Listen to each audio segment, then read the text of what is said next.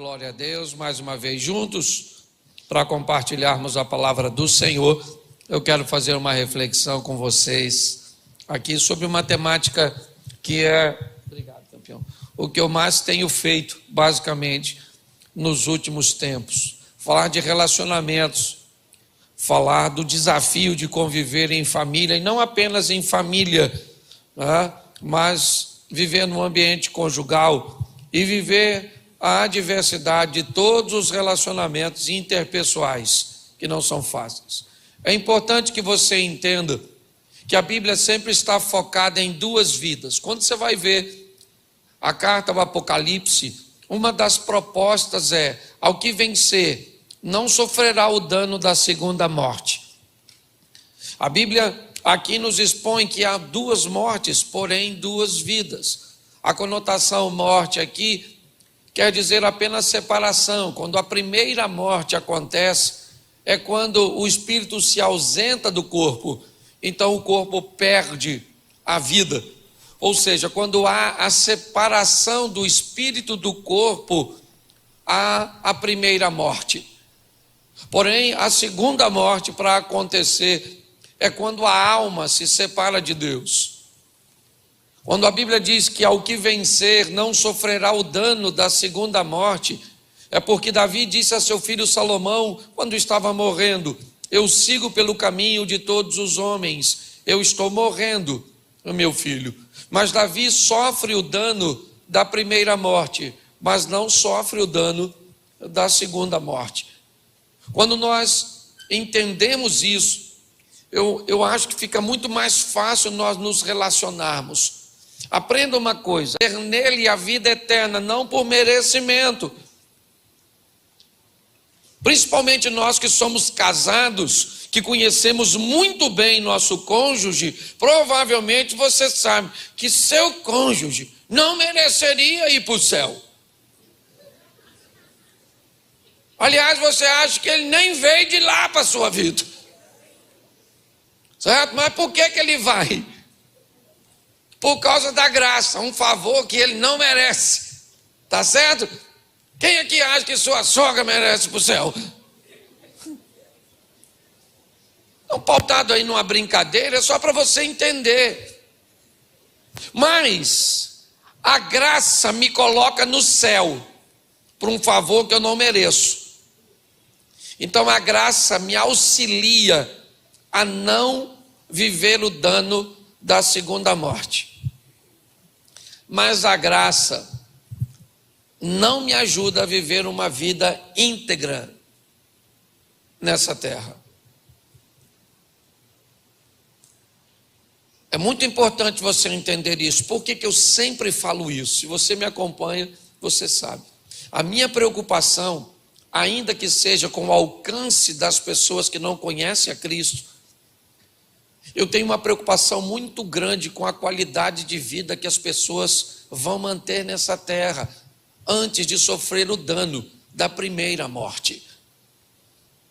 Falar de relacionamento hoje eu acho algo altamente pertinente, porque hoje eu vejo as pessoas extremamente atrapalhadas para lidar com seus relacionamentos.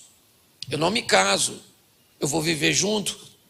O máximo que eu faço é um contrato de casamento, né? Uma união estável. Por quê? Porque eu não sei se vai dar certo. Eu não estou muito certo desse negócio. Esse troço é um negócio meio complicado. Então eu não quero me envolver com um nível de comprometimento tão grande. Colocar o nome de outra pessoa, certo? No meu. Ter que trocar algumas documentações. É muito complicado. É muito arriscado. A probabilidade de não dar certo é muito grande. Então eu quero um nível de comprometimento menor. Por quê? Porque se não der certo, a gente termina isso de uma forma mais fácil. Numa época não muito longe desses dias, por que temos filhos? Por que trazer um número grande de filhos porque eles dividem atividades, porque eles somam na força, porque eles trazem mais recursos, porque filho é uma bênção. Sim, eles dão despesa, nada, eles diminuem despesas. Essa era a visão. É difícil educá-los? Nada. O que eles precisam é de exemplo. Nós olhamos para a geração de hoje, grande parte não quer se casar. Meu corpo, minhas regras, sexo livre, uma ausência de comprometimento total, filhos, nem pensar. Ele engorda. As mulheres depreciam seu corpo, não deixa a gente dormir, gasta dinheiro, quebra tudo, é escola. Você tem um menino e não sabe se vai ser menino ou menina. Você tem uma menina e não sabe mais. Então é muito perigoso, é muito arriscado. Então é melhor não ter, porque só dá despesa. Filho é uma droga, né? Amizade, que amizade o quê, gente? Amigo é os dentes, de vez em quando morde a língua. Tem amigo nada, pastor, eu ando sozinho nessa vida. Cheguei aqui só e vou embora só. Você pensa que eu estou brincando? Mas numa escala muito maior do que você pensa, a maioria das pessoas estão vivendo desse jeito. Talvez não falem disso. Talvez não externam isso verbalmente, mas é nesse estilo. Não caso, não tenho filhos, não tenho amigos, vou ficar dentro de casa o melhor ou maior parte do tempo que eu puder, eu vou comprar de casa, eu vou receber em casa, certo? Eu não quero me relacionar. Por quê? Porque se relacionar é para gente madura. Porque se relacionar é realmente algo que pede maturidade. É assim que funciona. É isso que eu quero mostrar para vocês hoje, rapidamente. Eu já falei isso aqui. Tem gente que está tão decepcionado com gente que está vivendo com bicho, chamando até bicho de gente, chamando gato de filho, cachorro de filho. Frango, eu fui esses dias, falei isso aqui já. Eu fui tomar um café numa casa, a mulher chamou o que me parecia ser uma menina.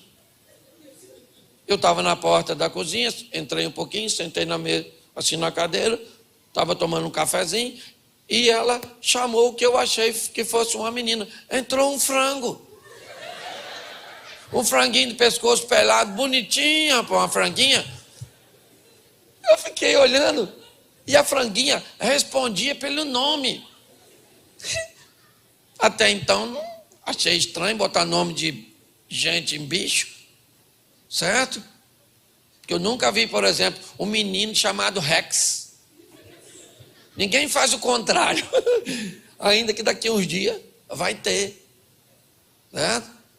Mas o mais interessante foi que ela falou: olha, pastor, minha filha. Quando ela falou que o frango era filho dela, eu já queria saber onde era o ninho dela. E por que é isso? Você está rindo, mas é sério. Está assim de gente que não quer mais viver com ninguém porque se aborreceu com alguém. Porque depositou nas pessoas um nível de expectativa equivocada, sabe? Não quer ter mais amigo, não quer mais se casar, não quer mais ter sócio, não quer mais ter nada, não quer mais nada nessa vida. Então morre. Porque você veio nessa vida para viver em sociedade. E o que você precisa? Aprender a viver. Eu vou te dar só algumas dicas para ver se você melhora. Sabe qual é o primeiro? E falar para crente sobre isso é horroroso. Porque dá uma dor na consciência. Quando você diz que tem gente ruim, tem não, pastor, todo mundo é bom. Nossa, você ainda está nessa? Que todo mundo é bom? Eu conheço tanta gente ruim. Pastor, mas eu me sinto culpado quando penso assim. Eu não, já estou livre. Tem uma Austrália que eu falo, isso é ruim demais, mano. Tem gente que eu não recomendo nem de ir para o inferno. Se o diabo me pedir referência, eu falo, leva não, leva não, que isso vai atrapalhar o inferno, hein? Vai ficar mais quente do que tu pensa. Cuidado que você pode estar rindo de você. Então escute só. Se nós aprendermos a viver assim, qual é a minha preocupação? Gente, por favor, eu sei que pessoas bondosas, amorosas, sabe, gostariam que todo mundo fosse legal e fosse bom, mas não funciona. E qual é a minha grande luta? É que pessoas que começam relacionamentos achando que todo mundo é bom, termina relacionamentos achando que todo mundo é e não. Esse que é o problema. Nem todo mundo é bom e nem todo mundo. E tu é que precisa identificar. Pastor, não quero. Então caia nos laços. Case com o filho das trevas. Tem uma só que veio do inferno. Tem um sócio que é o próprio Satanás. Isso. E já você não quer mais vivendo que ninguém. Sabe quantos anos você vai estar? 80 anos morando sozinha. Entendeu? Sabe? A velhinha do 71, do Chaves. É mais ou menos isso. Então o que a Bíblia diz? Deixa eu te dar uma direção que senão virar autoajuda. E não é esse o propósito. Salmo 133 diz assim: ó, quão bom e agradável viverem unidos os irmãos. É como óleo precioso sobre a cabeça, o qual desce a barba de Arão, desce para a gola das suas vestes. É como o orvalho de Hermon, que desce sobre os montes de Sião, e ali ordena o Senhor a sua bênção e a vida para sempre. Onde tem bênção e vida para sempre? Na barba do Arão? Não. Onde tem vida e bênção para sempre? Nos montes de Sião? Não. Onde tem vida e bênção para sempre? Onde há união.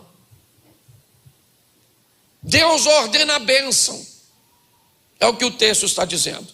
Se tem alguém que não quer ver você abençoado, porque é tão difícil montar equipe num ambiente corporativo, montar uma equipe numa equipe, ou num ambiente futebolístico, montar uma equipe numa igreja, montar uma equipe numa família, porque a Bíblia diz que onde uma equipe está coesa, onde há união, o que acontece? O que a união atrai? A bênção.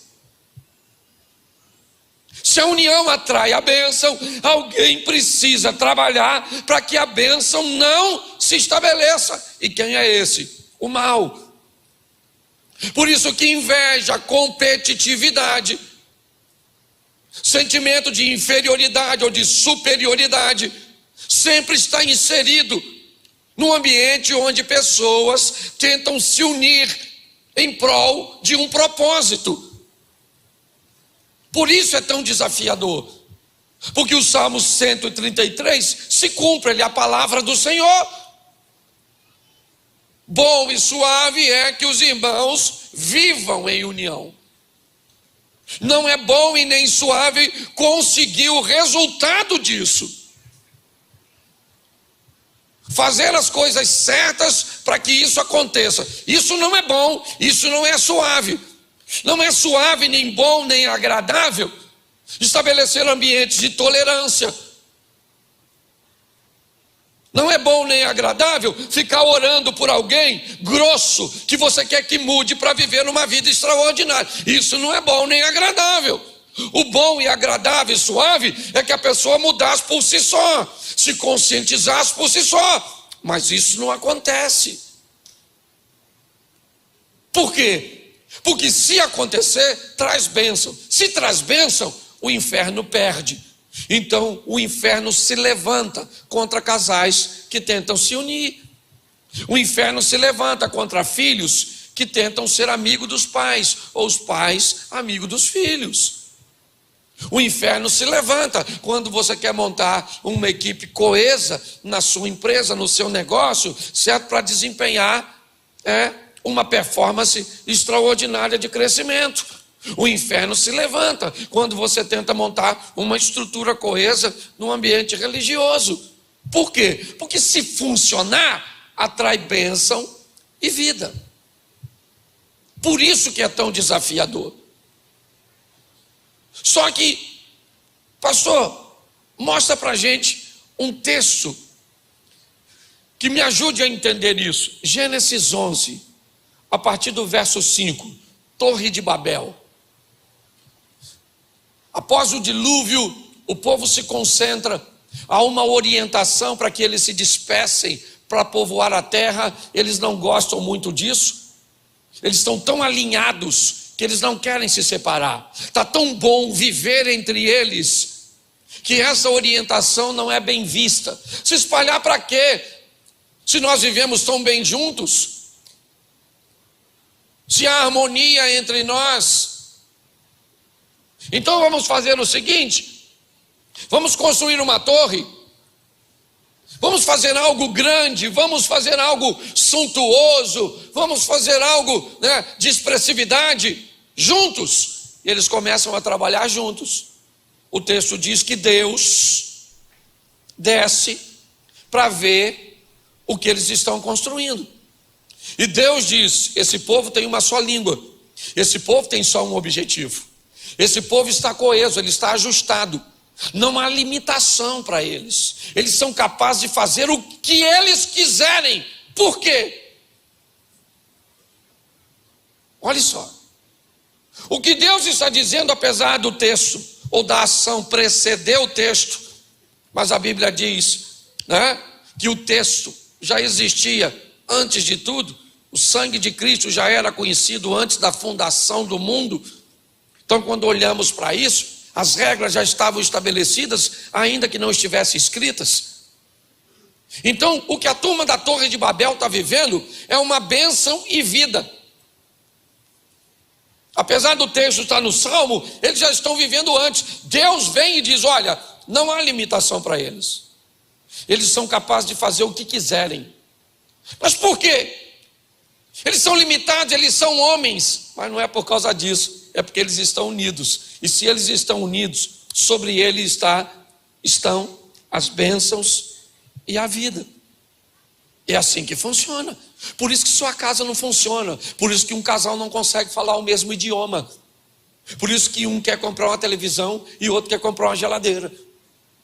Por isso que um quer viajar para a praia e outro para o campo.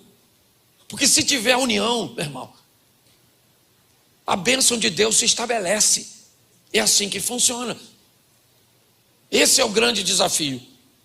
E o que Deus diz? O único jeito de fazer com que eles se separem é causar confusão? Não, Deus não é Deus de confusão. O que eu vou fazer então? Vamos estabelecer grupos que falem a mesma língua, e nós vamos continuar promovendo a união. Porém, nós vamos produzir uma união fracionada. Tá certo? Os grupos que falam a mesma língua, o grupo que fala a mesma língua caminha para um lado, o outro grupo que fala o mesmo idioma caminha para o outro grupo continua. E o que eles vão estar fazendo? Promovendo a união. Agora de uma forma fracionada, mas Deus não causa confusão. Apesar de algumas traduções optarem por uma forma errônea para mim, de dizer que houve uma confusão de línguas, não. Foi um fracionamento da união. Eles saem dali unidos. O que vai acontecer no percurso é outra história. Porém, eu tenho que entender uma coisa, e isso fica fácil para mim quando eu vejo o salmista dizendo mais à frente, Salmo 115, 16 ou 17, por ali, onde ele diz: bendito é aquele que vem em nome do Senhor. Preste atenção, todos os dias, Pessoas estão buscando se introduzir, se inserir na sua vida, mandando propaganda de seus produtos, de seus serviços, de seus negócios, buscando chamar a sua atenção, fazendo solicitações de amizade, de proximidade, buscando contato com você na igreja, na escola, no trabalho, na rua. A vida está o tempo inteiro lhe enviando pessoas. E a Bíblia diz que bendito é aquele que vem em nome do Senhor.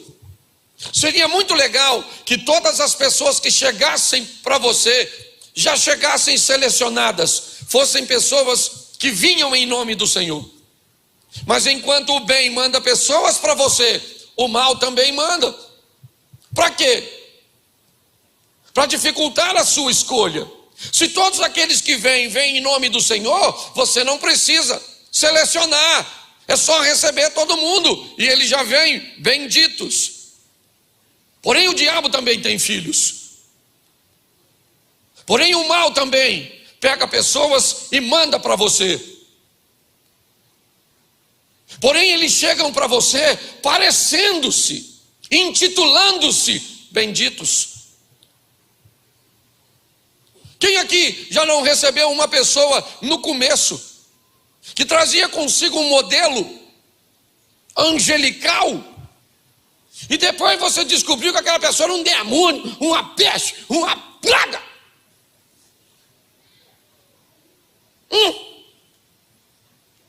Seja quem for, um amigo, um namorado, um noivo, um sócio, porque quando chega tem que parecer com aquele que Deus mandou. Então chega tão gentil. O namorado seu, nossa, eu acho que o céu perdeu um habitante. Você é um anjo. Sério? Nossa.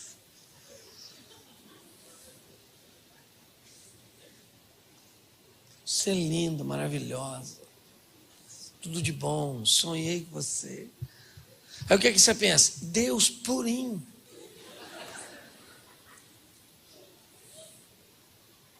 Pode notar. Tem gente que está tão carente que qualquer um que chega é de Deus. Esse dia o cara falou assim: pastor, olha só, Deus é bom de pastor. O cara falou comigo que se eu der 100 mil para ele me paga 25% de juros por mês. Pastor, isso é 25 mil. Eu vou vender minha casa. Vendeu.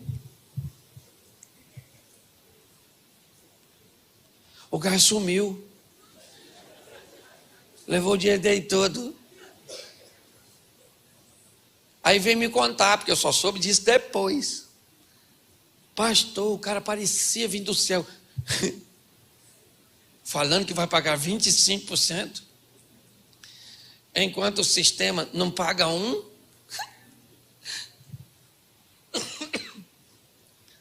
Você não viu que era o Satanás? Não, a ganâncias tomou conta. Então tem gente, eu vou falar para você, desculpa que eu vou falar, que eu estou na igreja que eu também me considero pastor, burro. Tem uns jumentos que não está diante dos seus olhos, está diante dos seus olhos. O cara é lindo, mas não gosta de trabalhar. Ah, vou casar com ele. Comer o quê, filho? Comer o quê? O bicho é discípulo do Batman, é homem morcego. Ele é lindo. Lindo. Então, tá fácil demais enrolar as pessoas. A Bíblia diz: bendito é aquele que vem em nome do. E chega gente que não vem em nome do. E você tem que descobrir, supervisionar, observar. Antes de perguntar quem é a pessoa, pergunte: quem mandou você? Fala agora. Isso. Não é? Veio de onde? Pare e pense. Por quê, pastor? Porque presta atenção nesse texto. E aí eu entro na exposição. Jonas. Livro de Jonas, capítulo 1, verso 3. O capitão do navio está lá maneirão para fazer uma viagemzinha de Jope até Tarsis. Está ele lá preparando seu navio, um cara maneiro, fez aquela viagem diversas vezes com segurança, sua tripulação, certo? Todos os seus passageiros, todas as cargas. Está ele lá, até que um dia o Jonas entrou no navio dele. Ele não notou, mas o Jonas entrou. E você sabe o que vai acontecer com o navio dele? Diga para mim. Vai acontecer o quê? Me ajude aí uma pregação interativa. Fala assim, vai afundar. Nossa, uma preguiça. Você já afundou. Nossa, eu acho que você está lá embaixo já. O barco do cara vai afundar. Ele é profeta? O capitão do navio? Ele desobedeceu a Deus? O que ele fez de errado? Deixou Jonas entrar no barco dele. Está assim de Jonas por aí, filho.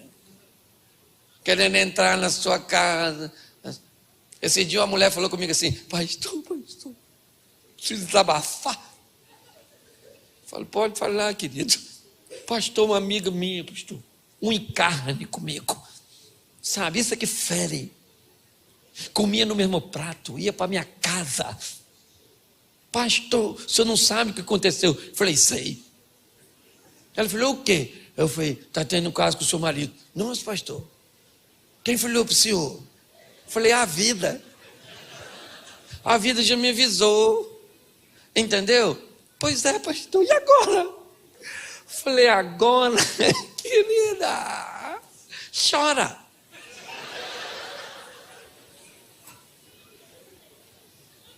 Porque pessoas sequer são capazes de entender quando isso está acontecendo. Às vezes você leva um amigo para sua casa, seu amigo, que você pensa ser seu amigo, começa a ficar de olho na sua mulher. Sua mulher, se ela for uma mulher decente, equilibrada, ela não te fala isso explicitamente. Sabe como é que ela vai falar? Amor, não gosto muito desse cara não. Traz mais ele aqui não. Menino, ele é meu amigo desde a infância. Traz não, filho. Não gosto dele, sabe? Acho que ele não tem um comportamento muito bom. O cara fala, você persegue meus amigos. Quando vê, sabe o que ele faz? Vem me procurar, pastor. O cara pegou minha mulher, pastor. Aí às vezes a mulher está perto. Porque é uma mulher decente. Acabou caindo numa cilada. E aí eu falo, menina, ele falou, aí ela fala assim, pastor, cansei de avisar ele. Sabe o que ele fala? Avisou nada, mentira dela. Avisou no idioma dela. Você está rindo, mas está assim, ó. Provavelmente você está rindo que está lembrando de alguém que aconteceu isso. Porque a vida está o tempo inteiro. Então deixa eu te falar uma coisa. Se você vai viver com gente, primeiro, aprenda que quando alguém chega para você, ela chega trazendo consigo afinidades e diferenças. Gente que se aproxima de você, tem coisas que aproximam você e tem coisas que distanciam, afinidades e diferenças, virtudes e defeitos. É assim que funciona. É desse jeito. Então as pessoas estão chegando.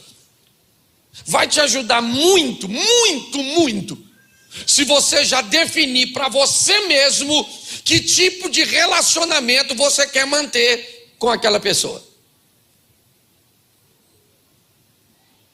Tem um tipo de relacionamento que você não tem quase opção nenhuma, com os parentes.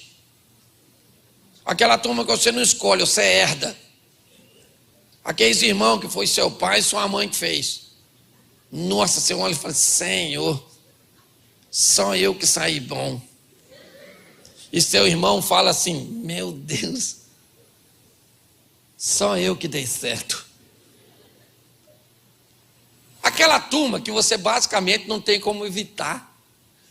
Você pode até não ir em festa para não ver, mas vai ter que ir em velório. Tem uma turma que você não tem escolha e vai ter que aprender a viver. Sobrinhos. Tem umas crianças tão terríveis que a mãe coloca 2 nomes para fracionar quem está dentro dela. Carlos Henrique. Chega domingo, o menino chega, você pergunta: o menino não veio não? E o garoto lá no canto diz: viemos. Você ri, mas é assim mesmo, o negócio, numa linguagem carioca, o bagulho é doido. Então tem aquela turma que você vai ter que aprender a conviver. Uns serão mais próximos, outro mais distante, outro você vai ter que botar no lugar dele, mas tem a família. E pensa num troço complicado, porque aí casa, aí vem as outras, os agregados.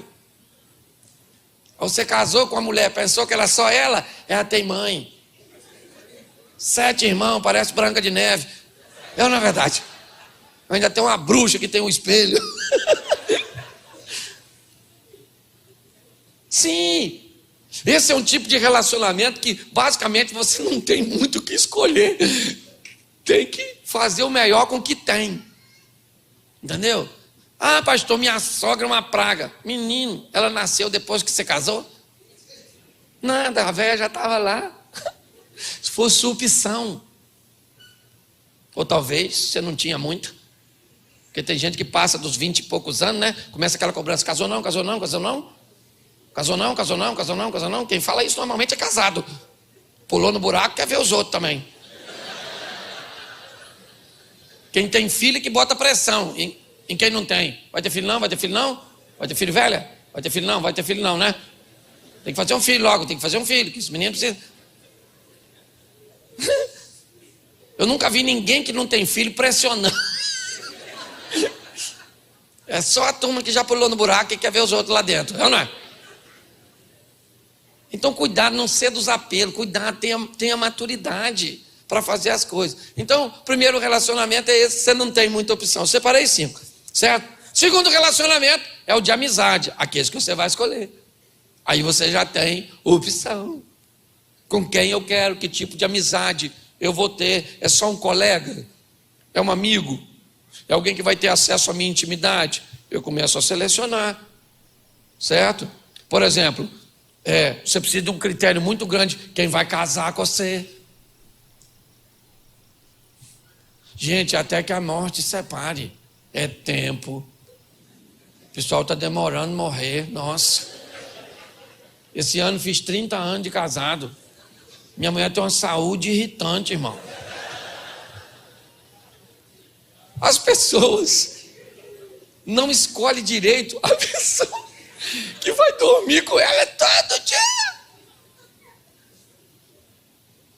Pastor, ela se transformou. Transformou nada, só se revelou. Já estava lá, já era das trevas. Aqui você estava sem comunhão com o Espírito. Quando esse anjo caído chegou. Aí você casou, e agora? Agora! Joelho no chão, leva, Senhor, leva. Certo? Fazer o quê? Até que a morte o separe, tem que chegar para alguém. Você está rindo, mas é sério. Então, que tipo de relacionamento eu quero ter? Eu tenho que entender. As pessoas chegam, os familiares chegam e não tem muita opção. Eu vou ter que conviver com eles, com muita sabedoria, porque às vezes são pessoas muito próximas, né, a nível familiar. Mãe, por exemplo. Uma das mulheres que mais causa problema no casamento dos outros não é a amante, é a velha. O cão chupando manga. Você acha que a mulher mais perigosa do casamento é a outra? É a sogra. Não estou falando mal de sogra não, que eu gosto muito de sogra. Gosto mesmo, irmão. Certo? Gosto tanto de sogra, se minha mulher deixasse, eu tinha mais de uma. Mas a mulher não deixa, eu vou ficar com a só. É brincadeira. Certo? Mas escute só. Desafiador viver, por quê? Porque normalmente, para grande parte das mulheres, o menino é sempre uma criança. Pastor, Minha vida acabou, pastor. Quando meu menino casou. Sério, menino, casou novo? Não, pastor. Ele está com 49 anos. Ele casou tem 15 dias. A senhora era mãe de Peter Pan, não é possível. A senhora deve ser sininho na terra do nunca. Libera o garoto, que já é um velho. Já está quase aposentando, é o menino dela. É a menina dela que quer mandar em tudo. Para comprar tem que pedir autorização. Ô rapaz, se você não consegue se libertar de uma mulher, não se aliança com outra. Sua mãe é linda, maravilhosa, salve, salve, beleza.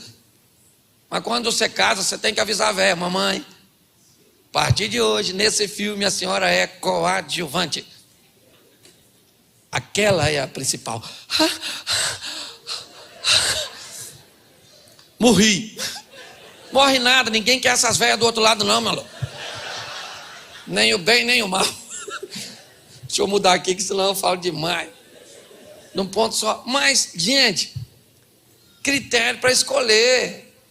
Tá certo? Bom, eu preciso ter critério para escolher pessoas que vão entrar nos meus negócios, que vão entrar num ambiente corporativo, onde eu desempenho minhas funções, de onde eu trago meus recursos. Eu vou ter que aprender a lidar com isso. Nesse ambiente, eu vou ter que lidar com gente altamente mais capacitada do que eu. Eu vou ter que lidar com pessoas menos capacitadas do que eu, mas mais bem posicionadas do que eu. Quantas vezes você no ambiente corporativo não tem que conviver com o chefe, principalmente se as empresas forem de ambientes familiares. Muitas vezes você tem um chefe que não sabe nada, você sabe 1000 vezes mais do que ele, e vai ter que ter uma sabedoria dos céus para aprender a lidar com aquela anta. Então é assim que funciona. Nós estamos inseridos num ambiente, né, que os relacionamentos interpessoais fazem parte o tempo inteiro da nossa vida. Sabe? Eu vou montar um negócio, então eu preciso de sócio. Sócio é uma bênção, desde que eu saiba escolher. Pessoas às vezes dizem: eu não gosto de sociedade, mas somar força com gente que é forte em áreas que você é fraco é excelente. Às vezes você é um ótimo profissional, desempenha, oferece serviços e produtos extraordinários, mas é péssimo em gestão. Por que não unir forças com alguém que não tem a sua capacidade tão grande, produtiva, mas é apto? Por que não colocar na sua equipe alguém que muitas vezes tem um nível de comunicação extraordinário e pode somar? Por quê?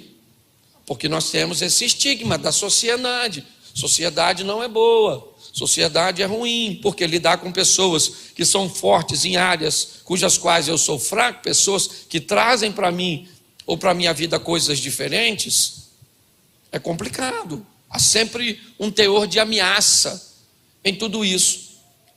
Então eu queria te dar algumas dicas que eu acho que pode te ajudar a manter, ou pelo menos continuar mantendo relacionamentos. O meu medo é esse, é de pessoas ficarem frustradas e dizerem: acaba o culto, eu vou embora. Por quê? Porque a igreja só dá confusão. Eu não vou mais em festa nenhuma, eu não vou mais em lugar nenhum, eu vou ficar antissocial. Por quê? Porque todo mundo é ruim? Não, não é porque todo mundo é ruim, é porque você foi irresponsável num ambiente seletivo de relacionamento. Então, primeiro, aqui, identifique a pessoa. Quem é? É fulano de tal. Então, beleza. Chegou na minha vida? Chegou. Olhei um pouco mais de perto e selecionei ela. Me parece que ela cabe no meu convívio. Me parece que ela cabe na minha vida. Onde? No mundo dos negócios? Talvez. Nos relacionamentos de amizade? Talvez. No ambiente afetivo, no que diz respeito a intenção conjugal, talvez. Eu identifico a pessoa. É muito liberado para ter acesso. Tem que passar no seu crivo. É assim que funciona. Então identifique a pessoa, certo? Segundo lugar, determine a área. Como eu disse, qual área essa pessoa está entrando? Ela pode entrar como amigo e terminar como cônjuge. Ela pode entrar como um amigo distante e terminar como um sócio. Ela pode migrar, porque ao longo do tempo você vai fazendo nesse relacionamento uma avaliação. Pare de receber todo mundo do mesmo jeito, isso vai te dar problema. Se você já identificou a pessoa e determinou a área, estabeleça agora a distância que a pessoa vai ficar. A que distância ela vai ficar da sua vida, da sua intimidade, dos seus negócios, dos valores que você arrecada, de sua intimidade, de suas fragilidades. Você não pode trazer todo mundo para uma proximidade muito grande, sem saber quem a pessoa é, porque muitas vezes ela pode não ser enviada do Senhor, e ao invés dela te ajudar e te beneficiar, ela vai te prejudicar. Outra coisa, defina o protocolo, defina como funciona a sua vida. Sabe qual é o erro de alguns pais? Olha, fulano faz isso na casa dele, lá pode fazer. Não é assim que se fala com filho. Filho é assim, o protocolo aqui de casa não é esse. Não interessa onde funciona, se você tem suas amiguinhas na escola que não fazem nada, não lavam uma louça, não lava a calcinha, não faz nada dela, não interessa. Isso aí é lá, o protocolo aqui de casa é esse. E quem come do meu feijão tem que dançar a minha canção. Nossa, pastor, ditadura? Não é nada disso não. Hoje tem que bater no quarto do filho para entrar. Meu filho, posso entrar? Eu não estou dizendo, se você é um homem, vai pegar a sua filha, né? Mas se sabe que está tudo aqui, tem que dar uma batida, sem avisar, uma incursão. Entendeu? Está lá muito quietinho lá dentro, chega assim perto da porta.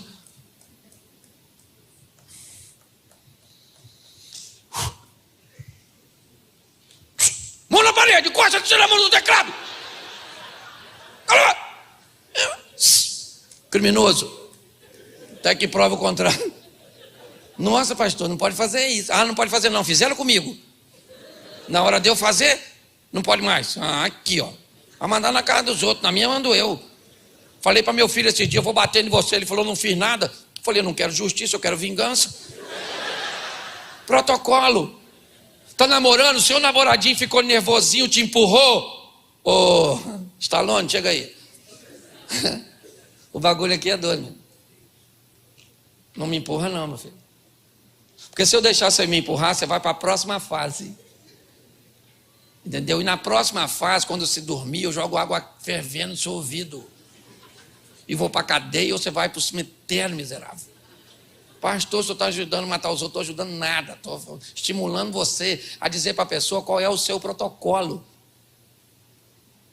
Todo dia, meu irmão, pessoas que lidam com você estão testando sua liderança, procurando saber se você é forte ou fraco. É assim que funciona. Ah, meu marido me xinga. Seu marido te xinga. A mulher falou uns troços, eu não posso nem falar aqui. Manda ir para lá, ir para cá, ir para aquilo outro. Eu falei, o seu marido manda a senhora.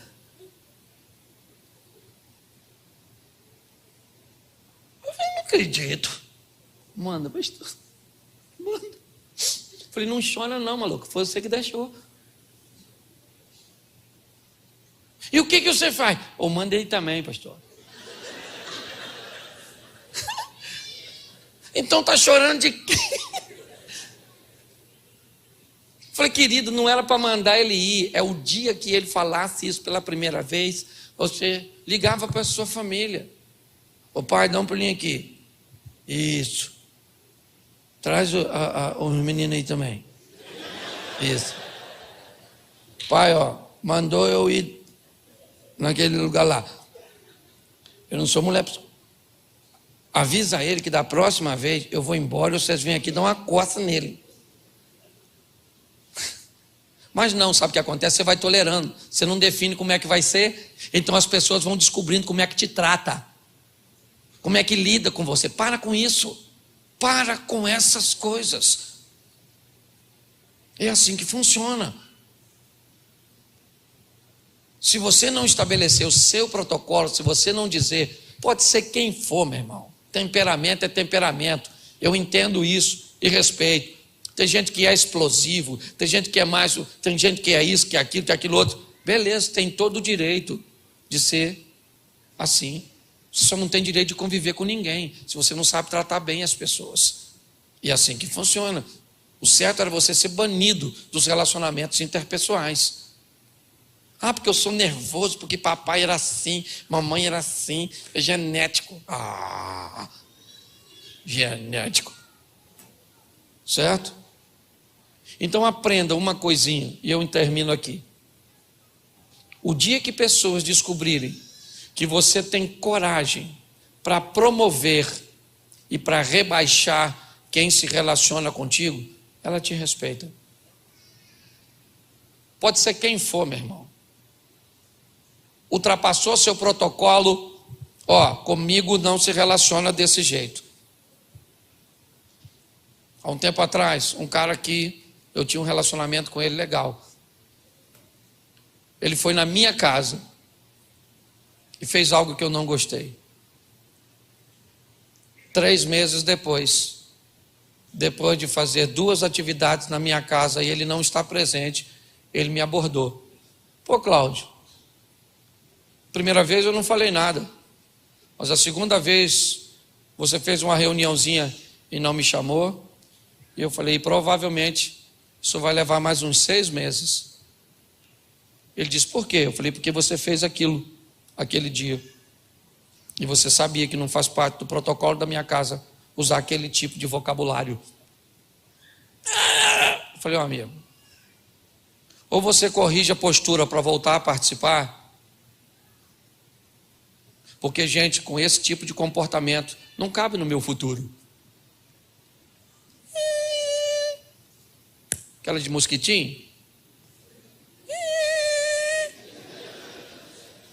Falei, meu irmão, Deus te abençoe, ok?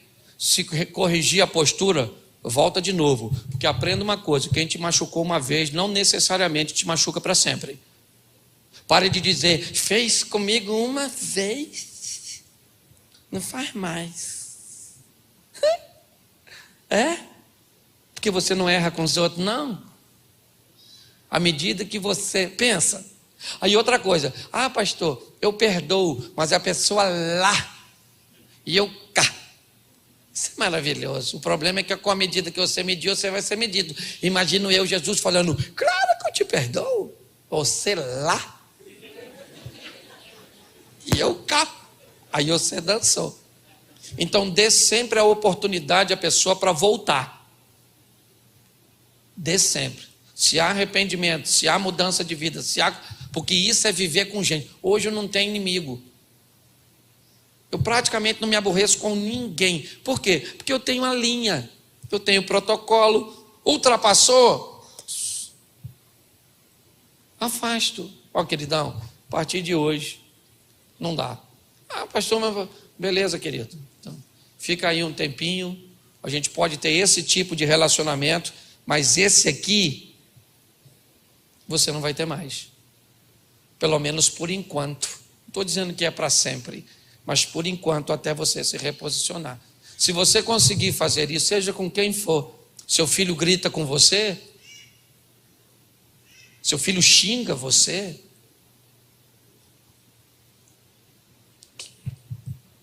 por que é que ele faz isso? Ah, mas agora você deu a ele condições e permitiu que ele fizesse tanto tempo isso, que ele acostumou. Pois é, deixa eu te explicar uma coisa. Se você não corrigiu de forma correta, crescente, paulatina, sabe? Você permitiu que um comportamento se instalasse. E agora não adianta espancar, botar de castigo. Você tem que estabelecer um processo para desfazer aquilo que você fez, seja com quem for. Por que eu estou falando isso para vocês? Porque para ser salvo você não precisa de nada disso. Para ser salvo você precisa crer em Cristo. Você vai morar no céu. A minha preocupação é se sua estadia aqui vai ser um inferno. É disso que eu estou dizendo. Porque você vai demorar a morrer. E talvez sua vida fique tão ruim aqui que você vai desejar a morte. E não faz sentido. E isso, quem te dá não é a graça. Isso, quem te dá é a palavra. E como foi falado aqui, né, na administração da campanha, na administração da oferta, é botar em prática. É isso, é sair daqui para praticar. Para praticar. Para praticar. Obrigado por estar aqui e compartilhar este momento conosco. Que a palavra de hoje fortaleça a sua fé e traga paz ao seu coração. Não esqueça de se inscrever, deixar o seu like e compartilhar esta mensagem. Que Deus abençoe poderosamente a sua vida e sua família.